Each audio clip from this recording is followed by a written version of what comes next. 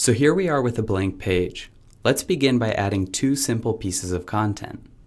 As much as possible, we'll be working in split view so we can see our live design and have access to the code simultaneously.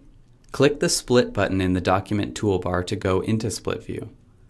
By default, code view sits below live view. I prefer to have it split vertically with code view on the left. So I'll go to the view menu and select split vertically, and go to the view menu again and uncheck live view on the left so that live view is now on the right. First, we'll add a title for this page. Click anywhere in live view and then find the properties panel below. Add the title Stargazer in the document title field. Stargazer now appears between the title tags in the HTML. Notice that an asterisk appears in the document tab, indicating there are unsaved changes. Save your changes using File, Save, or Ctrl+S for Windows and Command+S for Mac. Then select Preview in Browser. It's this little globe icon in the lower right.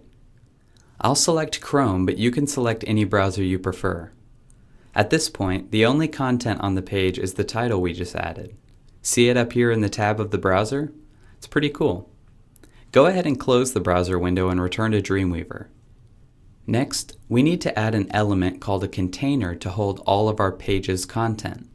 Let's see if there are any pre-built components we can use. Select the Insert panel and go to the Bootstrap Components category. Bootstrap components are page elements that already have responsive behavior built in, and it can save you a ton of time when making a responsive web page. There are two options for empty containers that we can use to hold our page's content. The first is a container element, and it allows us to define a fixed width for our web page. The container fluid component, however, allows the design to stretch the entire width of the page no matter what screen size. Let me show you an example of how these differ from each other.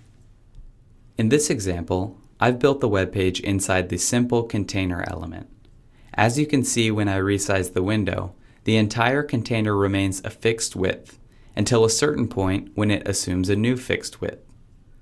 Now, in this other example, I've built the exact same web page, but inside the container fluid element. As I resize the window, you can see that the web page always spans the full width of the page, no matter what size. This container fluid is what we want to use today. So in Dreamweaver, click anywhere in live view and look for the word body in the heads-up display, because we want to make sure we're about to add this element to the right area of the code, which as you can see is right after the body tag. Now click to add the container fluid element. Two things have happened here. We now have a blue border in live view with a heads-up display that indicates the container we just added. It is an element called a div, and it's identified by a class name, which is container fluid.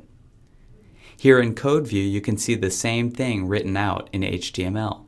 We have a div with a class name of container fluid. A div is an HTML element that's basically just an empty container. On its own, it doesn't do much.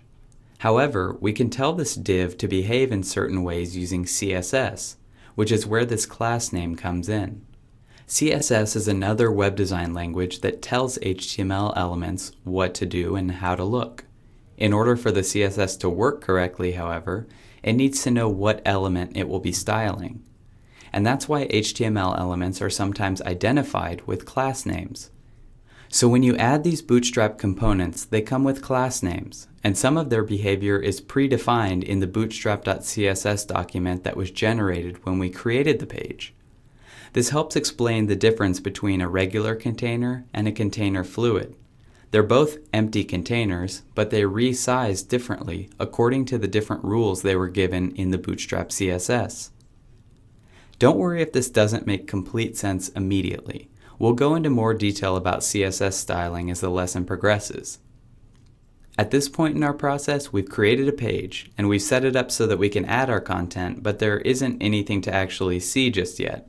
So join me in the next video, and we'll see the page come to life by adding some more structure and some content.